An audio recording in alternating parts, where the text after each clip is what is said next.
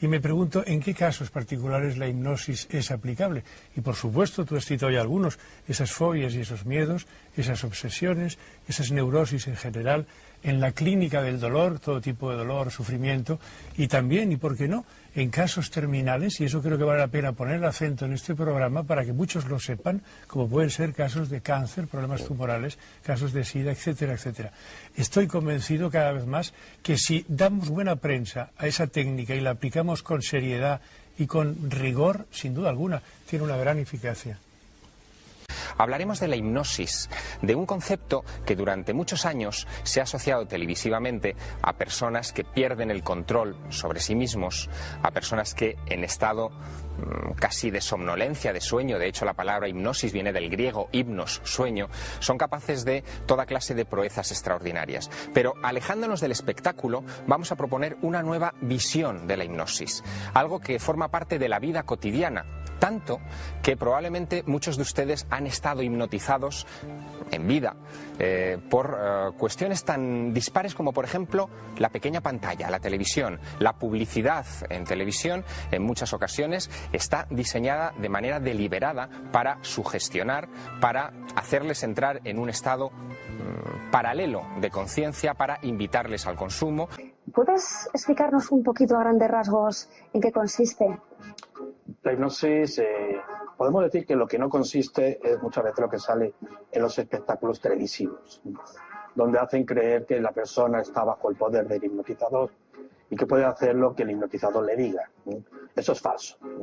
La persona en todo momento es consciente de lo que está sucediendo y, por tanto, obviamente no hará nada contra su voluntad. Todo aquello que haga lo hace porque quiere hacerlo. Podemos definirla como un estado de relajación, por tanto, en el que la persona no pierde la consciencia en ningún momento. Es una manera de acceder a los pensamientos, sensaciones, conductas que se producen de forma automática e inconsciente y que conscientemente no sabemos cómo controlar. Haría una especie de balance o de resumen, me parece, estoy totalmente de acuerdo con lo que dices, que es, primero, que si uno no quiere no se le puede hipnotizar. Es decir, tienes que colaborar para entrar en un trance, en un estado hipnótico. Segundo, que en realidad no te meten en el estado hipnótico, eres tú el que vas entrando en ese estado y el hipnoterapeuta, el hipnólogo, te va conduciendo, te va ayudando a que entres ahí. Tercero, que en hipnosis no te ves obligado a hacer aquello que no harías estando consciente. Exactamente. Es decir, esa idea, por ejemplo, bueno, pues las mujeres que quedan en manos de un hipnólogo inmoral, pues una vez que están en hipnosis, él se va a aprovechar y va a hacerles el amor y cosas por el estilo, eso no es posible. Eso es prácticamente imposible. Ella en ese estado pues reaccionaría igual que si estuviera despierta. Exactamente. Salvo que ella haya un deseo inconsciente y entonces se deja llevar. Esto es igual que cuando las 2 copitas de más. Que cuando tienes 2 copitas de más te atreves a cantar, a contar chistes, a hacer cosas que en estado aparentemente normal no haces. Y te desinhibes. Pero normalmente no haces nada que atento contra tu moral, tus códigos éticos, ni nada. Bien. Si yo no quiero, ¿me pueden hipnotizar? Pues la respuesta en principio sería que no. Es decir, que nadie puede ser hipnotizado en contra de su voluntad y realmente toda hipnosis es autohipnosis. Existe ciertas personalidades que son más sugestionables, más receptivas y que son más influenciables a ser hipnotizadas. Pero en general, y salvo rarísimas excepciones, podemos decir que para entrar en hipnosis tiene que cooperar uno al 100%. Y esto lo demuestra también el hecho de que personas muy mayores, que tienen mucha dispersión mental, que no se pueden concentrar, o los niños muy pequeños, o personas con incapacidad, algún problema de carácter psicológico, pues son muy difíciles, por no decir imposible, hipnotizar. O sea que cuanto más inteligente, desde una mente más o menos normal, con capacidad de entender lo que te dice el terapeuta y de seguir sus indicaciones, más fácilmente entras en hipnosis. Pero ¿no crees también que tiene relación y que lo guarda directamente con el hecho de eso que denominamos en psicología la capacidad de sugestión? Es decir, de verdad hay personas fáciles y personas difíciles de hipnotizar. Y en función de ese carácter o personalidad de cada uno, si se deja o no se deja, como se dice coloquialmente, si entra en trance con facilidad o no, es cuando puede ser más susceptible como tratamiento terapéutico. pero también, como les comentaba, hemos podido hablar con Horacio Ruiz largo y tendido este fin de semana. Y bueno, lo primero que quisimos que nos explicara es qué es exactamente la hipnosis y qué tipos de hipnosis existen.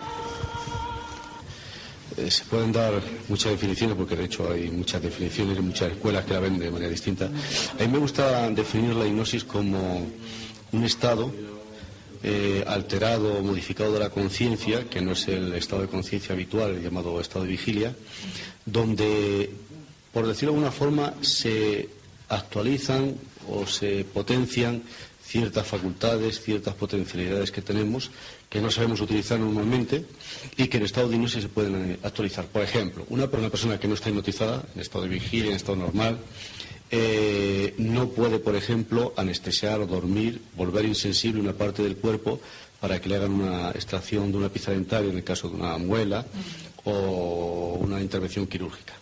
Hay muchas formas, muchos métodos, ¿no?, de hipnosis, ¿no? Y también el estado de conciencia, o sea, el estado de hipnosis que las personas pueden alcanzar, habitualmente se dice que hay 3 grados, pero esto es una simple descripción por decir algo, ¿no? Es muy complejo. De todas maneras, hay personas que entran en un trance muy profundo y se le puede hacer hasta una intervención quirúrgica, y hay personas que entran en un trance más superficial, que es suficiente pues para trabajar un poco para combatir el estrés o para solucionar alguna fobia o algún tipo de problema de estos. También hay mucha gente que cree pues que someterse a una sesión de hipnosis pues puede entrañar algunos peligros. Pues bien, tenemos que decirles que Horacio Ruiz nos aseguró que esto no es cierto en absoluto, y que por el contrario, pues una persona que se somete a una sesión de hipnosis en ningún momento pierde el control sobre sí mismo, y además puede salir del trance en el momento y en la circunstancia que quiera, al contrario de lo que muchos piensan. Pero eso es por desconocimiento.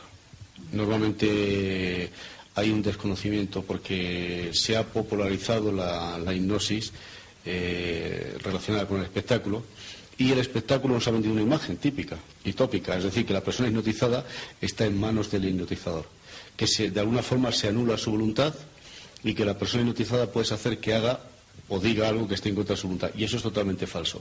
Por lo tanto, la gente tiene miedo. Normalmente lo que se ve en televisión está preparado. Por pura lógica, cuando se va a hacer un espectáculo dentro de esos programas, tanto la productora, director o directora del programa y el hipnotizador, estoy hablando de, ahí es un hipnotizador, otra cosa es un hipnoterapeuta. Todo hipnoterapeuta es hipnotizador, los hipnotizadores no son hipnoterapeutas. Sabe hipnotizar, pero no sabe hacer terapia. Entonces, eso está preparado y, lógicamente, no corren el riesgo de elegir a una persona que a lo mejor ofrece resistencia y el número se les viene abajo, y tiene que ser muy morboso, muy espectacular, etcétera. Suele ser preparado, se ha hipnotizado previamente a la persona durante un montón de tiempo, se le deja lo que se llama una orden poshipnótica, y luego delante de las cámaras hacen ver como si eso fuera, pues eso, que el hipnotizador tiene poderes y tal, ¿no? Normalmente no.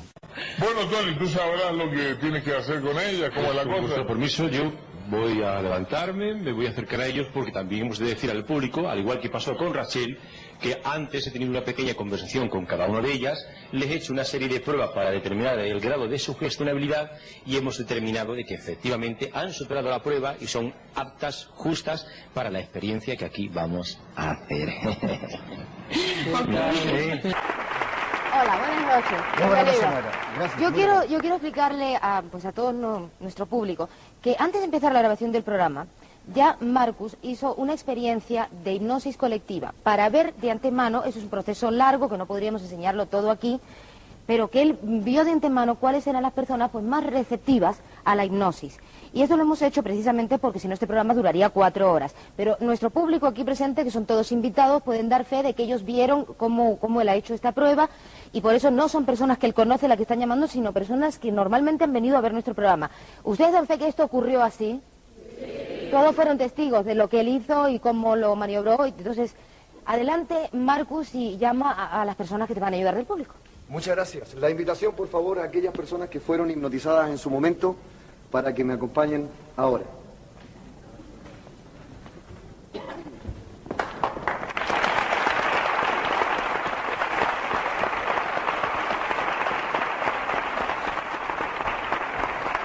Ahora, hay personas muy sugestionables. Hay unos factores psicológicos que entran en juego en la persona, que son muy sugestionables y que a veces sí, en 5 o 10 minutos, si eres un buen profesional y tienes esa psicología, esa intuición para saber que esa es la persona sugestionable, puedes hacer que entre en un trance profundo. Pero normalmente lo que se ve en televisión está preparado. Sin embargo, cuando la persona experimenta lo que es la hipnosis, lo que es el estado de hipnosis, sobre todo en terapia, o para encontrarse mejor, o como crecimiento, autoconocimiento personal, pues se da cuenta de que no solamente no pierde la conciencia, no se anula su voluntad, sino todo lo contrario, es más dueño de su voluntad. Por eso puede resolver un problema, una fobia, un trauma, un conflicto, puede generar confianza en sí mismo, se utiliza mucho en el deporte, de cara a los estudios, con una persona que tiene que preparar los exámenes, fin de carrera o la selectividad o los estudios normales, pues en estado de hipnosis se potencia todo eso, la capacidad de concentración, de memorización, de cara al deporte, pues la confianza en sí mismo, etcétera. Si la hipnosis fuera un estado donde pierdes tu voluntad, donde no tienes control ni dominio sobre ti mismo, no podrías utilizarla en el deporte, ni en los estudios, ni en nada. Por lo tanto, la práctica nos demuestra que en estado de hipnosis lo que sabes hacer lo haces con más facilidad y lo haces mejor. Y aquellas cosas que te cuesta aprenderlas, despiertas o activas facultades para aprenderlo mejor. Y puedes descubrir, como hemos dicho antes, alguna facultad, algún conocimiento que a lo mejor no sabes que tienes. Otro tema que suscita mucho debate es el tema de la regresión a través de estas técnicas. Pues bien, ¿sabían ustedes que podemos llegar a recordar nuestra vida fetal antes de nacer? Parece increíble, pero así nos lo explicaron. Existen distintas formas de enfocar la regresión, porque cuando hablamos de regresión es regresar a un lugar donde ya estuvimos, a recordar o vivenciar experiencias que hemos tenido. Bueno, pues uno puede hacer una regresión a la infancia, ya regresado. Pero, claro, en este sentido más profundo del término de la hipnosis regresiva, se supone que regresamos a la infancia, regresar a la infancia para comprender o ver por qué tenemos determinadas fobias, determinados complejos, determinadas historias que se han originado en la infancia, o al útero materno. Esto es un tema bastante controvertido, no me voy a extender demasiado, pero hay muchas pruebas científicas que demuestran que el proceso fetal, hay una conciencia, un aparato psíquico que registra todo. Tiene muchísima importancia el proceso fetal. Esos 8 o 9 meses que pasamos en el útero materno es muy importante y explicaría el por qué tenemos determinados comportamientos patológicos el día de mañana, de adultos, etcétera, que se han originado en el proceso fetal. Porque la interrelación con la madre, lógicamente, el feto es muy influido. Si ha sido un hijo querido, si la madre está angustiada, si la madre tiene problemas con su pareja, si no los tiene, etcétera. Y dando un salto en el tiempo, mediante la hipnosis, saltamos a un tiempo y a un espacio que nosotros lo ubicamos en supuestas vidas pasadas. Y la persona puede recordar, a veces con muchísimo detalle, no solo en imágenes, sino en contenidos emocionales, hasta físicos, experiencias que supuestamente han ocurrido en el pasado, en una supuesta vida anterior, y que darían una explicación de por qué en el presente, ahora, de adultos, tenemos un miedo, un trauma, etcétera, un miedo, un trauma que está limitando nuestra vida, que se ha mostrado resistente, que no se ha podido resolver con la terapéutica tradicional, la psicología o la misma hipnosis, y que, sin embargo, cuando se utiliza la técnica de regresión a vidas pasadas, se soluciona con relativa facilidad. Por lo tanto, la técnica de regresión hipnótica a vidas pasadas, al margen del debate si existe o no existe la reencarnación, es una técnica muy eficaz para resolver problemas. Pero antes quería preguntarle a Ramos, vosotros hicisteis en su momento algunas experiencias y descubristeis que podíais sugestionar a una persona para casi incorporarse en cualquier individuo histórico, ¿no? Y sacar información de él. ¿Cómo fue esto? Efectivamente, aplicando las técnicas Psi Omega, llegamos al principio, parecía que, como en este caso, el sujeto iba sintonizando, yo lo llamo sintonización psíquica, iba sintonizando a voluntad del propio sujeto y por lo tanto parecía que estábamos en la vía de la reencarnación, porque era una cosa muy parecida a la reencarnación. Hasta que descubrimos que se puede forzar a voluntad un personaje u otro. Es decir, nosotros elegimos una lista de 2000 personajes históricos y lo hacíamos por sorteo y lográbamos que el sujeto sintonizase con uno u otro. Pero lo que es muy curioso es que, sintonizando con uno u otro, obteníamos información, en algunos casos, que no estaba en los libros de historia. Y en algunos otros hemos llegado a descubrir algún fenómeno, alguna cosa que ha ocurrido a este sujeto que posteriormente se ha descubierto. Por ejemplo, que ha podido ser validada la información. Sí. Por ejemplo, en el caso concreto de Santa Teresa de Jesús, nosotros tuvimos la evidencia de que ella estaba en su celda y que en la parte superior de la celda tenía una cocina. Y nosotros fuimos allí al monasterio y nos dijeron que no, que nos enseñaron la celda, que no había ninguna cocina. Volvimos al cabo de unos cuantos años y unas obras posteriores descubrieron que en la parte superior de la celda sí había una cocina. Y eso fue a través de la sintonización psíquica. Por lo tanto, parece como si el sujeto entrase en una zona que llamaba Taylor-Sardin la nosfera, o el inconsciente colectivo que llamaba Jung, o la cinta ascáfica que llaman los ocultistas. Pero parece como si hubiese una zona donde ciertos dotados, ciertos sujetos, en determinadas actitudes, en determinados momentos, son capaces de drenar esa información y obtener datos que no están al alcance de los demás. Pero el otro día, por ejemplo, trabajando con una paciente que va a ser operada, se le estaba preparando psicológicamente, bueno, sobre todo para reducir el nivel de ansiedad, relajarle, enseñarle una técnica de autohipnosis para que ella misma se relaje y dentro de lo que se pueda, pues vaya en unas condiciones físicas y mentales lo más equilibradas, satisfactorias, relajadas, etcétera, la operación. Hubo que regresarla, como decía Ramón antes, a la infancia, pues para que comprendiese ciertos problemas, contenido emocional. Bueno, entró tan profundamente en hipnosis que conectó con lo que algunos llamarían vidas pasadas y se vio, pero además con un gran dramatismo emocional, con el lenguaje no verbal, le cambió las facciones, el tono de voz, cambió la respiración, taquicardia, etcétera. Se vio muy pequeñita de mantillas, tendría 7, 8, 10 meses, en brazos de su madre. 1800, 1000 y pico. No lo estábamos buscando, que esto es importante tenerlo en cuenta. Nosotros no buscábamos una regresión a vidas pasadas en absoluto. Se vio en brazos de su madre y su padre discutían porque la iban a dar en adopción a alguien. Y ella vivió durante pues casi 10-15 minutos del trance hipnótico una gran angustia porque decía no quiero que me den, no quiero que me den. Sufría mucho porque supuestamente en aquella vida pasada sus padres eran muy pobres y la iban a dar en adopción. No lo estábamos buscando. Pero lo importante, alguien se pregunta, ¿y qué importancia tiene eso? Es que conflictos y problemas de no sentirse querida, abandonada, es una constante de su personalidad actual, que tiene que ver con el problema de espalda que tiene.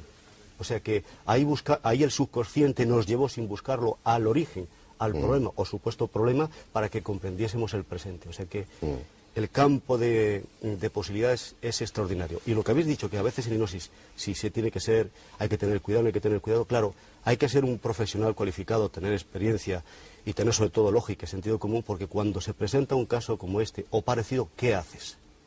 Pues traes que las fobias, por ejemplo, yo, imagínate que tengo fobia a las hormigas de colores y no sé por qué, y cada vez que veo una, pues me pongo fatal. Acudo a un hipnoterapeuta y ¿qué hace? Bueno, en primer lugar, partimos del hecho, como decía Erickson, ese psiquiatra americano y que pasa por ser uno de los mejores hipnoterapeutas del mundo, bueno, ya falleció, que realmente el inconsciente de la persona, de su paciente, tiene todos los recursos que éste necesita para solucionar sus problemas. Partiendo de esta premisa básica, que en el inconsciente está toda la creatividad, todos los recursos, todas las potencialidades y, como tú has mencionado de pasada, potencialidades, facultades desconocidas, pero los recursos están dentro. Si la hipnosis es la herramienta más rápida que se conozca a nivel psicológico y que con esta rapidez nos permite entrar en el subconsciente, esto quiere decir que entramos directamente en el núcleo donde están los problemas y también donde encontramos los recursos para solucionarlas. Y hay una cosa muy importante con la que operativamente yo trabajo y a mí me gusta mencionar siempre, es el siguiente. Supongamos una fobia, que a los 4 o 5 años tú has tenido un problema puntual con un perro, con una araña, algo. Si en cuestión de segundos el cerebro, la mente, subconsciente, en fin, una estructura mental, ha creado algo tan complejo, tan extraordinario como una fobia, en cuestión de segundos ha creado, es decir, un estímulo, una respuesta.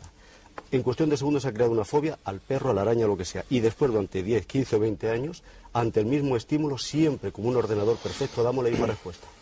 Pues la conclusión siguiente es fácil. Si entramos en el nivel de la mente capaz de crear algo tan extraordinario, también tiene que ser relativamente fácil solucionar el problema, porque así, si ha sido capaz de crear una fobia, tiene que ser capaz de crear la solución. Y con la hipnosis, que es la herramienta más rápida y más profunda, entramos en el núcleo donde toda esta potencialidad se puede utilizar. Esta es un poco la teoría y la práctica. Y eso, ¿qué pasa con el cerebro cuando uno le hipnotizan? ¿Qué es? No acabo de bueno, entenderlo. parece ser que, como dicen, bueno, cuando se le hace un electroencefalograma hay alteraciones en las ondas. Yo lo decía. Ramón lo decía que realmente hay cambios de respuesta de la funcionalidad neuronal. Pero es curioso porque yo he visto casos muy bonitos de alteraciones importantes, tratarse con este tema. Me acuerdo un caso, voy a intentar ser muy breve. Una chica, médicos internistas del hospital en una de mis guardias, me dice, mira, tenemos una muchacha, no sabemos qué patología tiene y le hemos hecho todo, hasta una biopsia de un nervio por si tiene una polineuritis y tal. Bien, esta muchacha se nos está muriendo, se nos está yendo y no tenemos un diagnóstico y le hemos hecho de todo. Era muy curioso el caso y entonces me dijo, tú que haces cosas raras y te tratas con gente rara, ¿podéis hacer algo? Bien, le dije que sí, que encantado. Llamé a mi amigo, que he mencionado antes, no he dicho su nombre, no creo que, pero que es terapeuta y que, bueno, vamos a trabajar con esta muchacha. Empezamos a sugerirle cosas, entráramos en hipnosis de una forma muy sencilla, haciéndole que hiciera una introspección dentro de su propio cuerpo, que viera ella misma, como si fuera una partícula pequeñita dentro de su cuerpo, dónde está la patología, dónde se veía ella, dónde estaba su mal, y que empezara a limpiar, pero con frases como esa. Bueno, pues ahora coge una escoba y un trapo y empieza a barrer esos nervios hasta que queden brillantes y bonitos y tal.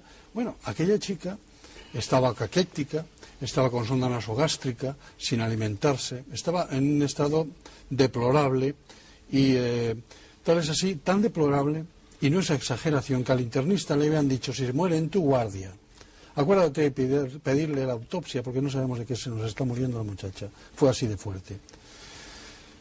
Se empezó a tratar a esa muchacha, a los 2 o 3 días ya empezaba a alimentarse, se le quitó la sonda nasogástrica, se empezó a sentar, empezó a funcionar, y fue dada de alta a los 15 días totalmente superado el tramo. Seguíamos sin diagnóstico, pero nosotros no íbamos a buscar el diagnóstico. Se hablaba de cutipado y cosas extrañas. ¿No lo dio ella misma en ese estado de diagnóstico? No se le buscó. El diagnóstico, con todo mi respeto a los internistas, el diagnóstico de alta fue gingivitis hipertrófica. Y yo me quedé, bueno, tenía una gingivitis como cuando una intoxicación por hidantoínas que se ponen muy hipertróficas. Gingivitis es una inflamación de las encías. Sí, la mandé a un amigo dentista, le arregló la boca y quedó muy bien. Se lo hizo todo en plan graciable, claro. Pero que fue una bendición aquella muchacha. Bueno, ahí ha funcionado perfectamente, ¿no? Y ha salido adelante. El diagnóstico es surrealista. Yo te quería comentar, Guillermo, y es una cosa que me viene muy cercana por el trabajo también profesional. ¿Hasta qué punto hay un montón de enfermedades que son un cajón desastre y que en esos casos, como decías bien tú, Horacio, tienen una aplicación directa? Porque cuántas veces los médicos, y en tono el mea culpa como médico, no sabemos exactamente un diagnóstico preciso, pero que sí, por ejemplo, comentábamos en un principio, en la clínica del dolor y en cualquier tipo de sufrimiento, es altamente eficaz. Y al mismo tiempo, en otras patologías que no se saben exactamente cuál es su origen o cuál es su etiqueta o su titulación, es realmente valioso el instrumento que utilizamos en hipnosis. Sin duda alguna, pero es un poco una continuación de lo mismo, porque tampoco sabemos exactamente qué es la hipnosis. Los hipnoterapeutas que lleváis muchos años de práctica, sabéis perfectamente la mecánica, la técnica, los resultados, pero llega un momento en el que no sabéis con qué estáis trabajando, ¿no? En qué estructuras de la mente, del alma o de la conciencia, llamadlo como quieras, os movéis. De repente aparece algo que no esperáis, ¿no?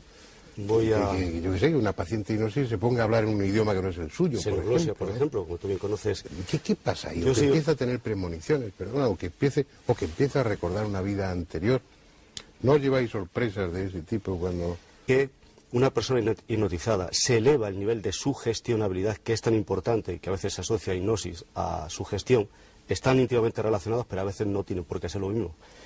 Y el sistema nervioso autónomo, que rige todos los procesos vegetativos, homeostáticos, etcétera, no, fijaros bien, esto es importantísimo y sobre todo en el campo de la medicina es importante, no distingue, el sistema nervioso autónomo no distingue entre una imagen o una experiencia vivida realmente a algo imaginado en sus más mínimos detalles. Por lo tanto, a nivel de actividad cerebral, hormonas, neurotransmisores, endorfinas, etcétera, el organismo va a reaccionar exactamente igual. Sí, se activa el sistema inmunológico.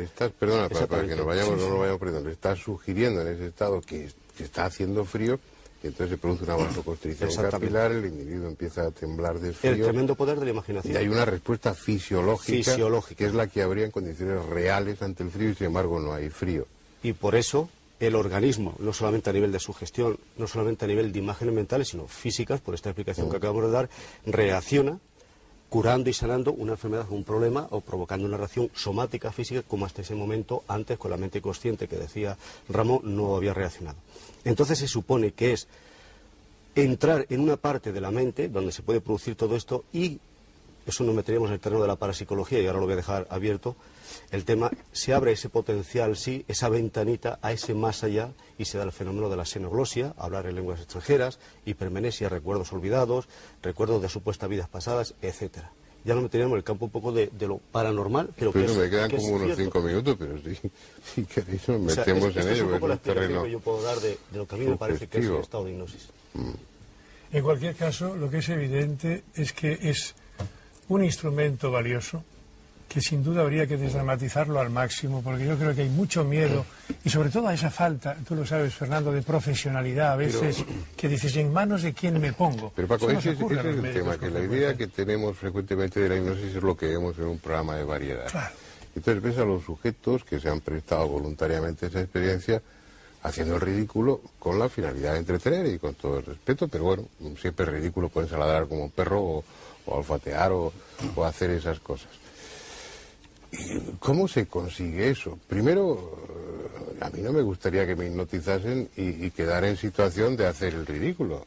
Y ser un instrumento en manos de un hipnólogo, bueno, que está con todo su derecho y toda su honestidad pues haciendo un espectáculo, que mi conciencia quede anulada o mi voluntad quede anulada a ese nivel es algo que no me apetece nada como idea. Y luego, ¿cómo lo consigue? Da la impresión de que está tirado el hipnotizar a la gente. Eso es muy ¿no? fácil. Venga. Bien, ¿Cómo lo hace? En primer lugar, se tiene que presentar voluntario, es decir, hay personas muy exhibicionistas, muy histriónicas, que con tal de salir en televisión o en una sala de fiestas, montar el número, se ofrecen voluntarios. Primer punto. Después, el hipnotizador profesional, utilizando una hipnosis que llamamos hipnosis padre, autoritaria, etcétera, hace pruebas de sugestionabilidad y de los 20 o 30 que se han ofrecido voluntarios, selecciona a los 4 o 5 que son sugestionables y que se dejan influir fácilmente. Segundo punto. Tercer punto. Se le hipnotiza 1, 2 o 20 veces, dependiendo del número que quiera montar, y cuando ya están profundamente hipnotizados las veces que haga falta, se les deja lo que se llama una orden poshipnótica. Cada vez que lleva tal cosa... ¿Y todo eso se produce antes del programa, días antes o semanas antes? Sí, el tiempo que haga falta, dependiendo de la magnitud y del morbo que se quiera despertar y el número de la audiencia del programa. Exacto, el programa se prepara.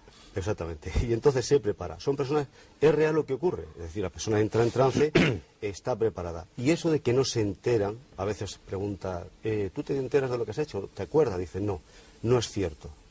Hay una amnesia provocada por el hipnotizador, y cuando salgas de este trance no te acordarás de nada. Claro, durante un tiempo, como le has provocado, la amnesia no se acuerda, más tarde se acordará. Esto es exactamente igual que cuando tenemos algo en la punta de la lengua, el nombre de un artista, de una película, una calle, y decimos, no me acuerdo, lo tengo en la punta de la lengua. Sí sabes qué ha ocurrido, etcétera, pero en ese momento no lo puedes memorizar. Está preparado y son personas que se ofrecen voluntarias. Normalmente ocurre así. Es decir, no están fingiendo, pero tampoco es algo espontáneo. Normalmente hay una preparación previa, otras veces supongo que no. Yo recuerdo, no sé vosotros si conocisteis a Fassmann, a Cerebre Fassmann. Yo le traté en muchas ocasiones, hice algunos programas con él, un hombre fascinante, y había desarrollado unas técnicas de fascinación o de hipnosis rápida, como el fast-tac, que era impresionante. Yo recuerdo pues uno de los operadores que llevaba, Federico Larraya, que bueno, en una cuestión de segundos lo cogió, le hizo así, le tocó no sé dónde y ¡pum!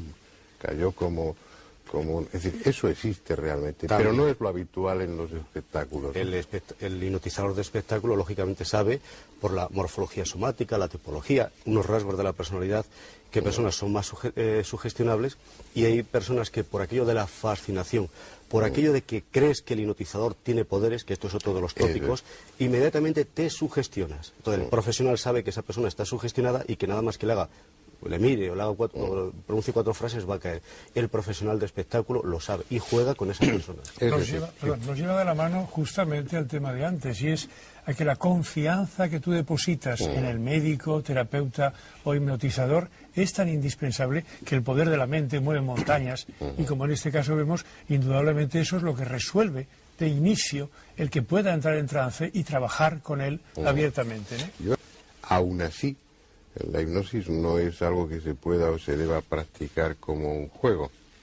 Yo creo que eso es lo fundamental, es decir, la utilización desde la profesionalidad de la hipnosis como sin duda una herramienta, pero no frivolizándolo y, como tú decías bien, no convirtiendo algo tan serio en un show, en una exhibición, en una especie de fascinación por medios de comunicación, etcétera, etcétera. Y puesto que las técnicas son fáciles, en principio, bueno, cualquiera que lea un libro aprenda usted a hipnotizar o hipnoticen 10 lecciones, hay todo tipo de bibliografía a ese nivel.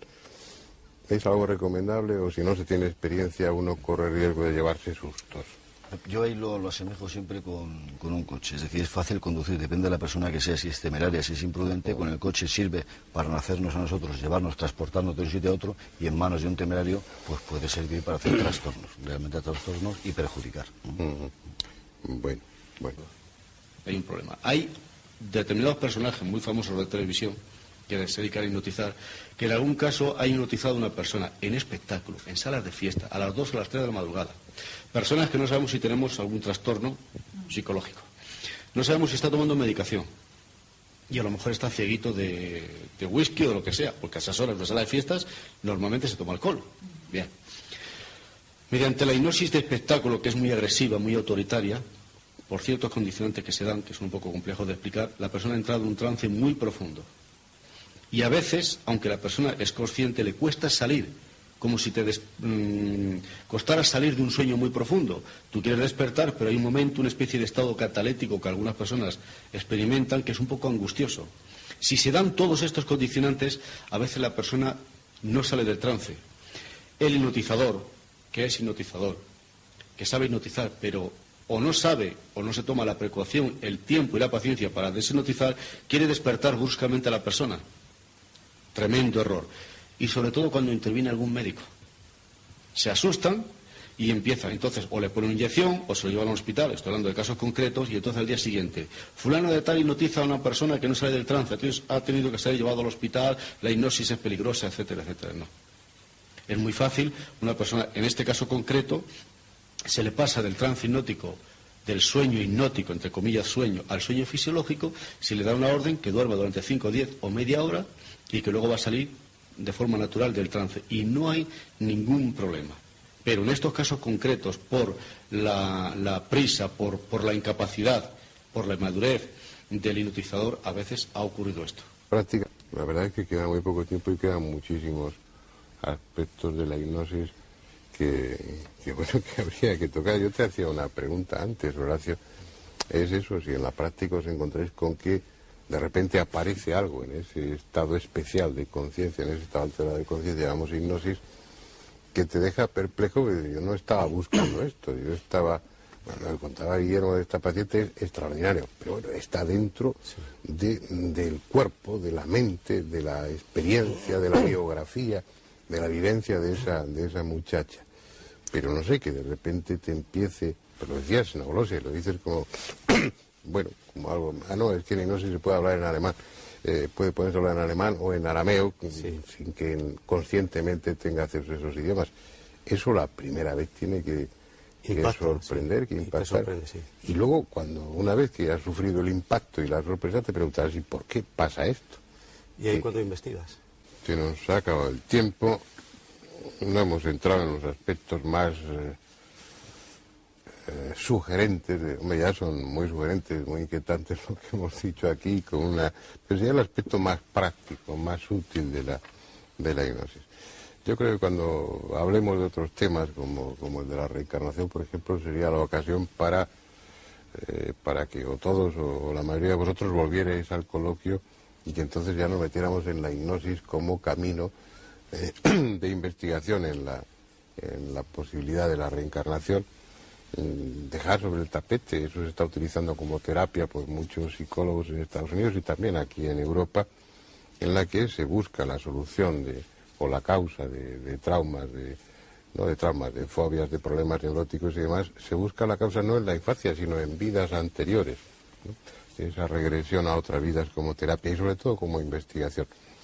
Y si hay elementos de juicio, si hay datos suficientes para plantearse que a través de la hipnosis regresiva se aportan pruebas, o si no pruebas, indicios razonables y sólidos de que no es esta nuestra única existencia, sino que hemos vivido antes otras vidas y consecuentemente es probable que vivamos otras después.